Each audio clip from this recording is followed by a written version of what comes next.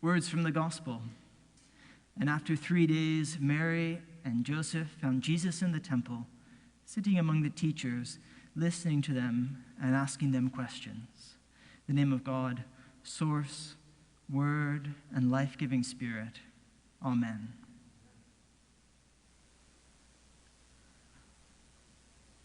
Last night I watched The Muppet Christmas Carol. It's an old Christmas tradition in my family that started when I was about the same age as Jesus in our gospel today. I hadn't seen the film for a while, but once it started, all the scenes, the songs, and the dialogue, it all came flooding back. There was Gonzo as Charles Dickens, Kermit as Bob Cratchit, Michael Caine as Scrooge, and Rizzo the Rat as himself. The story centers on Scrooge, a cold-hearted businessman who has no time for Christmas. Scrooge has a single focus, his money, and he is exceptionally good at accumulating it at others' expense. As to the joy, cheer, and goodwill of the Christmas season, he feels none of it and resents what he considers the frivolity of the season. On Christmas Eve, Scrooge is visited by his former business partner who warns him that his greed and his indifference to the needy will condemn him to a life in chains after his death. Three spirits, the ghosts of Christmas, past, present, and future, then visit Scrooge to help him see how he has grown into a wretched man and how he might also grow into something kinder and gentler.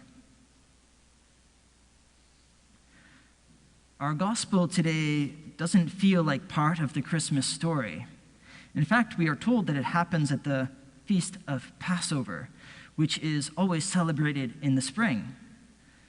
But we know that for our gospel writer, for Luke, this is still part of the wider story of Jesus' birth. At the conclusion, we hear again the same words, "And Mary treasured all these things in her heart." Jesus is now 12. He has grown up, and we already get a sense of where his life is going from the reaction of the people in the temple. All who heard him were amazed at his understanding and his answers. That will be the reaction of the crowds during Jesus' ministry. But we're also told Jesus is not done growing up, and Jesus increased in wisdom and in years and in divine and human favor. There is still so much more to come from Jesus, and I think that is a fitting way to continue the celebration of Christmas. The incarnation is the celebration that Jesus came, but the ongoing incarnation is the celebration that there is much more to come from Jesus. We are all invited to this ongoing growth as we advance in age and wisdom. In our own spiritual journey, we are asked to grow each day with Jesus, to consent to God's transforming presence and action within us. Our gospel this morning also tells us of the worry, the anxiety of Mary and Joseph. They are searching for Jesus for 3 days. As someone who loses my keys, phone, and wallet about 3 times a day, I am familiar with the process of searching, but less so with the emotions of losing something so precious. But I don't think that we are supposed to focus on their anxiety or perhaps even their anger when they finally find Jesus. I think we're supposed to pay attention to their searching.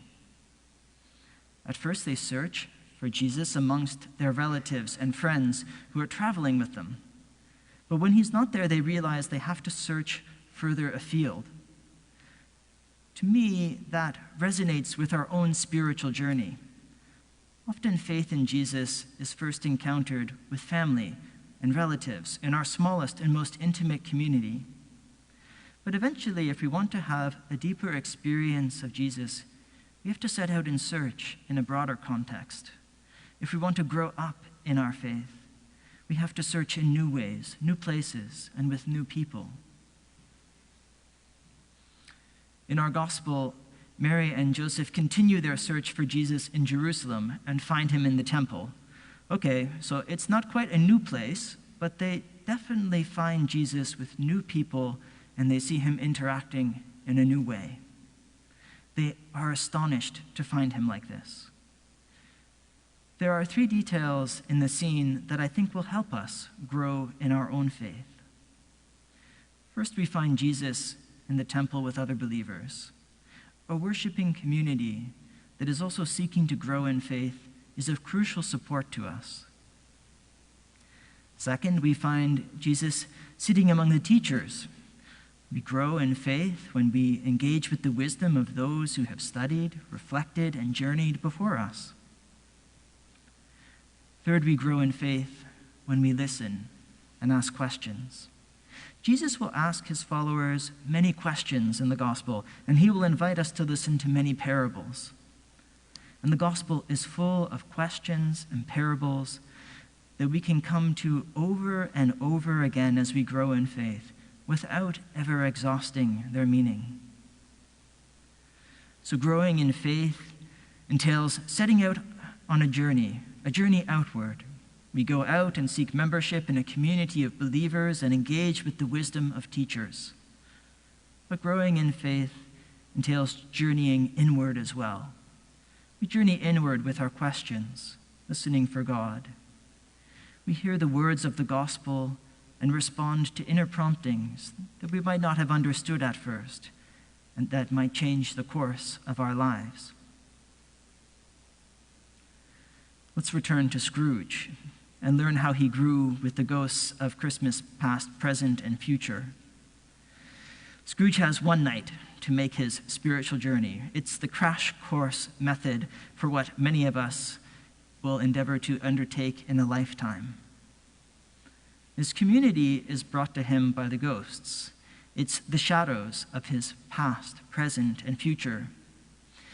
He learns how his greed turned him away from those who cared about him, how his greed makes him indifferent to those around him, and how it will mark his legacy, a man who cared for nothing and no one except his money. His teachers in the story are the ghosts themselves, who often show him what he does not want to see.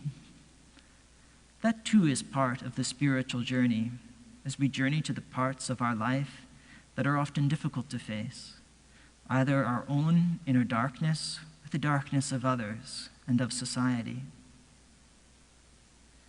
And Scrooge comes to ask the important question: is he able to change what he has seen? Is it too late to change his life? When he wakes up on Christmas morning, Scrooge immediately puts the lessons of his spiritual journey into action in his daily life. Through great generosity and kindness, he keeps Christmas better than anyone else, we're told. In a lot of ways, his transformation reminds me of our reading in Colossians this morning. We hear, "Clothe yourselves with compassion, kindness, humility, meekness, and patience. Bear with one another, forgive one another. Above all, clothe yourself with love, which binds everything together in perfect harmony." As Christmas continues, let us give thanks that Jesus' coming continues and that he continues to come into our life. And let us clothe ourselves in his love and grow in his faith. Amen.